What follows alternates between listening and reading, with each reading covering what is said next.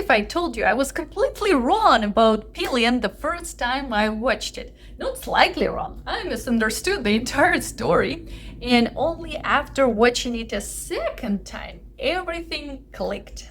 Pillion isn't just a biker romance, it's an unfiltered story about self-discovery, vulnerability, and the dangerous way love can shape who you are. Unlike Kitty's rivalry, this is a sub-dom relationship, raw, uncomfortable, and deeply revealing. So beware, 18 plus, nudity, and yes, spoilers ahead. Today I want to tell you why you need to watch this movie and why you need to watch it twice. The story follows two complete opposites. Colin, a shy British guy with painfully low self-esteem searching for connection, played by Harry Mellon, yes, Dudley from Harry Potter, and Ray, a magnetic, confident biker played by Alexander Skarsgård. So one Christmas night, while Colin performs with his a cappella group in a bar, he notices a cool, very handsome biker. And they are so different, you can tell it even by the way they are arriving at this bar.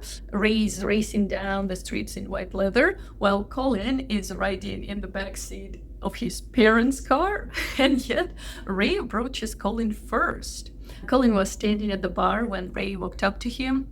With no introduction, no small talk, Ray simply placed his snacks on the counter and looked at Colin. He didn't say anything, and somehow, silently, Colin read it, and he paid. Yeah, so it was, just a look, nothing else. He was just looking at him. And Colin did it! So in that moment, Ray was actually testing something. Would Colin obey? And Colin did. And we begin to understand Ray is into these sub-dom dynamics. Colin showed that he is ready to submit, and that's where it all begins. Ray left a note at time and place, and Colin goes there knowing nothing about him except that he already has a crush. He came to the meeting point, and they went into some dirty alleyways where Ray asked him without any small talk. He simply said, what am I going to do with you? Well, it's not that he actually asked Colin about it. He mostly asked himself. Colin replied, really? Anything? You should have seen his eyes. Well, by the way, go watch this movie, because he was like, anything. And he meant it. And then Ray tested him again, whether he was ready to be his sub, ready to quietly do what he was told. After my first watch, I thought this was awful. Almost like training a dog, command, reward, or punishment, another command. So Ray made Colin get on his knees. He took out his and Colin understood what he wanted from him, and it all happens silently. So as a viewer, you really feel awkward because Colin feels that same awkwardness. So when Colin couldn't immediately do what Ray wanted, Ray made him lick his boot.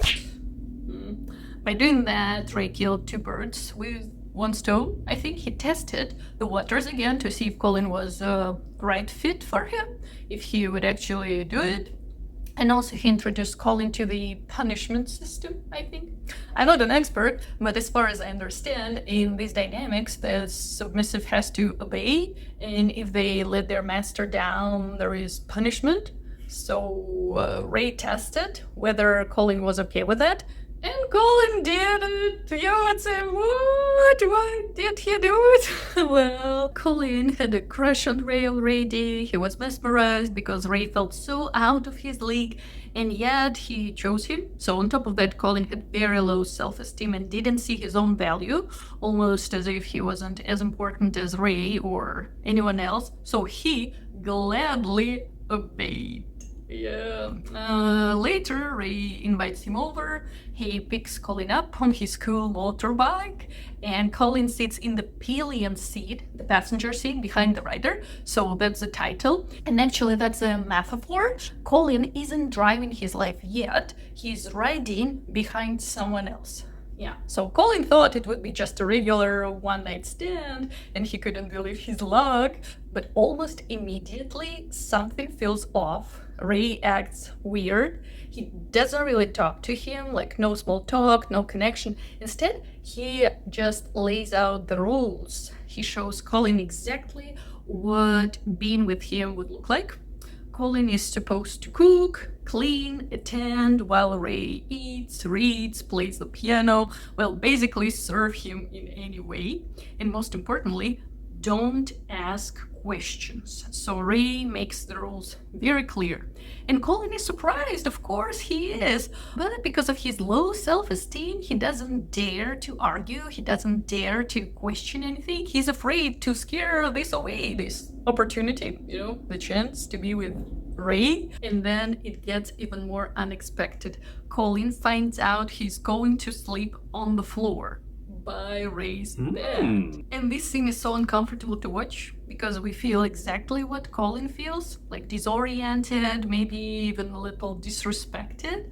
Ray acts like this is completely normal, casual, while Colin is like a bit shocked, almost thinking, is this actually happening? Like he's offering me to sleep on the floor by the bed? But still, he agrees, and what's even more interesting, deep down, he's not fully against it. He accepts it. Well, not because it's okay, but because he wants Ray. He already fallen for him, and Ray's Colin's first, who hasn't fallen too hard at least once. Let's remember, he has very low self-esteem, so he's like, yay, okay.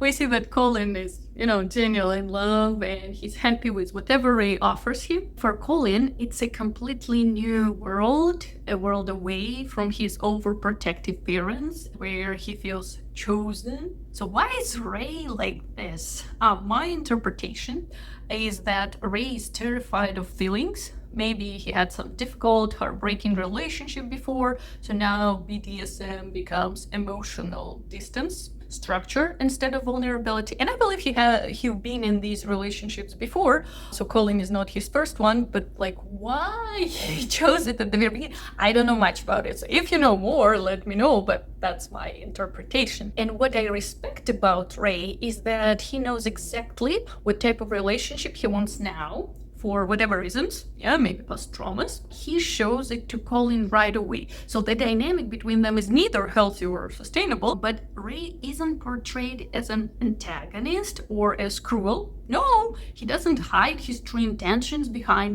being nice at first and overly romantic. No. He states his terms clearly, and Colin has a choice to agree or disagree. Ray shows exactly what the relationship would look like, and in a way, there is even, a sense of safety.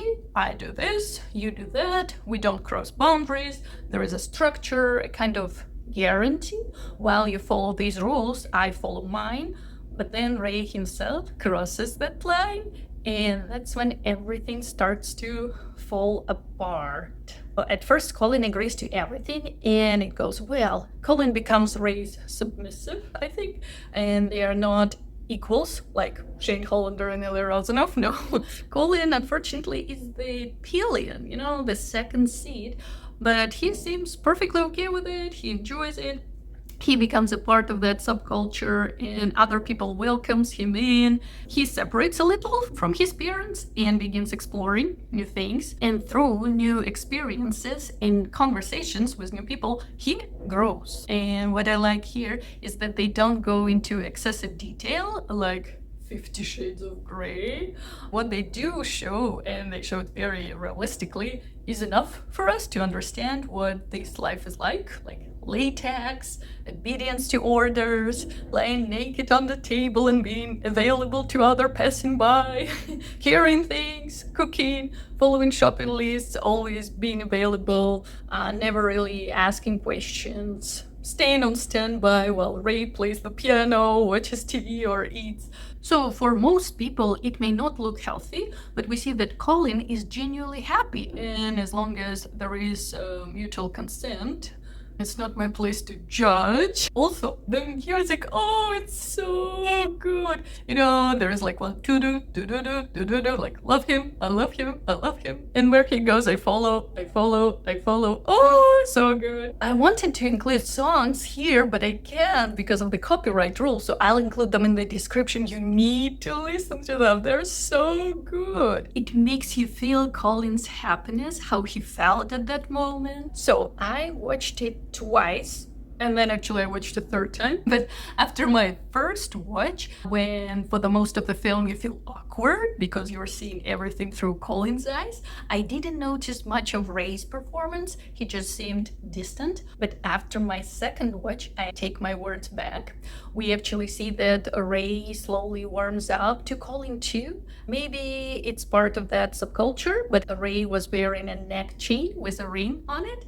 I kept wondering why. Later, he gives Colin a massive neck chain with a lock, and the key to that lock is on the ring that Ray's wearing, almost like them having wedding rings, right? Pillion also know. So even though this relationship dynamic may feel extreme for people unfamiliar with it, we see that there are rules, mutual agreement, and Ray follows them. Ray actually begins to do more than what is required and feel more. When it was Colin's birthday, Ray asked, you don't expect me to get anything for you? And Colin said, no, but we can see he was actually hurt and just swallowed those feelings. Yet that night, Ray surprised him with a cupcake and a candle, and he invited their friends, and later they went on a picnic. And there we begin to see that Ray is also a little bit into Colin and the bikers' picnic. There was a moment during a shoulder fight in the water against other guys. Colin, isn't strong enough, so they lose. Ray gets upset, and he asks another guy to join him, sending Colin away. It hurts Colin deeply, even though he can't say it out loud, so he was just standing there looking at them with hurt feelings, but he can't do anything, right? He just follows orders. Later, the boys, 18 plus, beware, guys. Later, the boys lie on the tables with their bottoms out. Yeah, seems like it's a normal practice, being on the table, available for whatever comes, and just, laying, you don't know when. And strangely, the atmosphere is very peaceful, like nature, couples relaxing in the water and on the grass, tents set up everywhere. The only unusual thing are like the many motorbikes, men in leather with bottoms out, and someone dressed and acting like a dog. But aside from that, it felt calm and almost homey, felt by the beautiful music.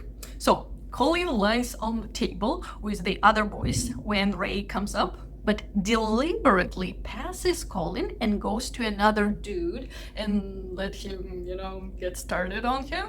Colin, lying just centimeters away, feels upset and hurt. It's another punishment for not performing well earlier, so he looks away, accepting the punishment. But then we notice something important. Ray isn't enjoying it, while the other guy is with him. Ray looks away, expressionless, just standing there. And a minute later, he leaves and he goes to Colin. And Colin is on cloud 9. And now we see that now Ray is actually enjoying the process when he's with Colin. And then something new happens, something they hadn't done before. They have sex face to face, and Ray even kisses Colin. Through his hand, he's covering Colin's mouth and kisses through the hand, and he whispers, "Happy birthday."